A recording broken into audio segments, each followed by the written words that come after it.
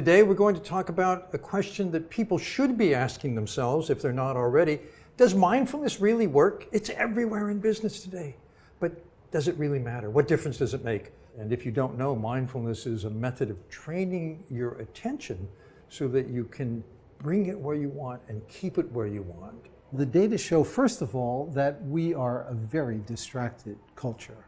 47% of the time, the average American adult reports that he or she is not paying attention to what they're doing. And the way they found this out was the iPhone app rang you at random times and asked you two questions. What are you doing now? What are you thinking about? If those don't match, your mind has wandered. No. And the data show that even 8 weeks of mindfulness training, each week for a 2-hour class and a few minutes every day, is sufficient to actually produce a change. One of the big findings is that there's less mind wandering. And this makes sense because mindfulness is direct training in attention.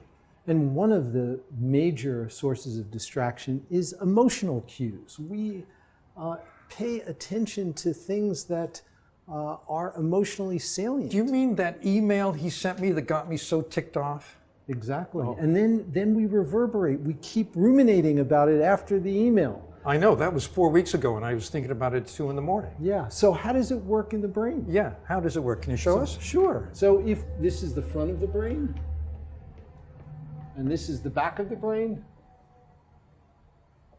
there is a big chunk of real estate right up front here that we call the prefrontal cortex. That's right behind the forehead, right? Right behind the forehead. And one of the amazing things about the prefrontal cortex is that if you look over the course of evolution, this area of the brain grows more prominently in humans than in any other species. So this probably has a lot to do with things that are characteristically human. In fact, it's called the brain's executive center. It's like the CEO of the brain.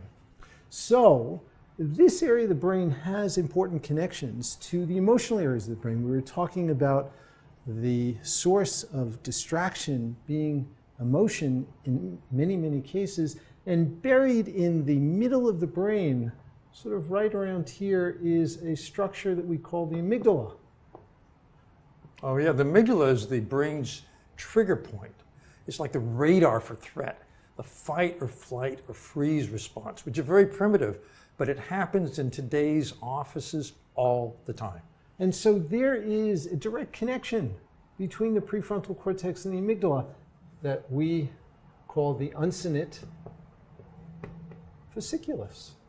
You remember the uncinate fasciculus? I don't think anybody heard of it. But So this is the connection, and it doesn't matter what it's called, but what we find in the scientific evidence is that when we practice mindfulness for some period of time, it doesn't happen instantaneously, this connection is strengthened. And this allows the prefrontal cortex to modulate the impulses from the amygdala and to recover more quickly. Modulate means the amygdala says, this guy's ticking me off, I'd like to slug him. And the prefrontal cortex says, just say no. It's inhibitory, right? First you don't react as much, and then you recover more quickly, isn't that right? Exactly. Yeah. And the recovery more quickly is really an important attribute of what we think of as resilience. Resilience is in many ways the ability to recover more quickly from adversity. So instead of ruminating about the email that ticked you off for several weeks after the email, you can come back down and recover. That's quickly. great news. It is great news. And we don't need anything other than our minds and training our minds to do this. So basically, mindfulness works in a couple of ways. It makes less mind wandering. It strengthens the prefrontal ability to say no to those, like, I gotta do it, emotional impulse.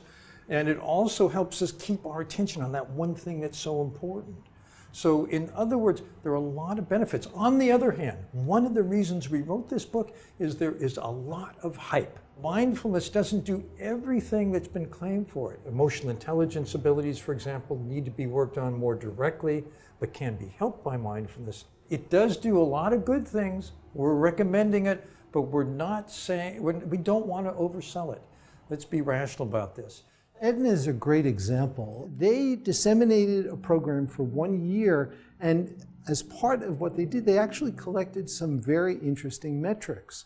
Now, this was a program where mindfulness was one important piece, but there are other elements as well. It included some physical exercise, some nutritional, diet information. They actually monitored healthcare utilization because this was Aetna and they had all this information on their employees, and they found that on average, the practice of mindfulness and these other strategies that were included in this intervention led to a reduction of $122 per month per employee. And when that adds up with tens of thousands of employees, it's an enormous savings. It's penny wise and pound foolish not to use this. Companies like Aetna have found that there is good ROI from the practice, that this makes sense for a company. So please try it.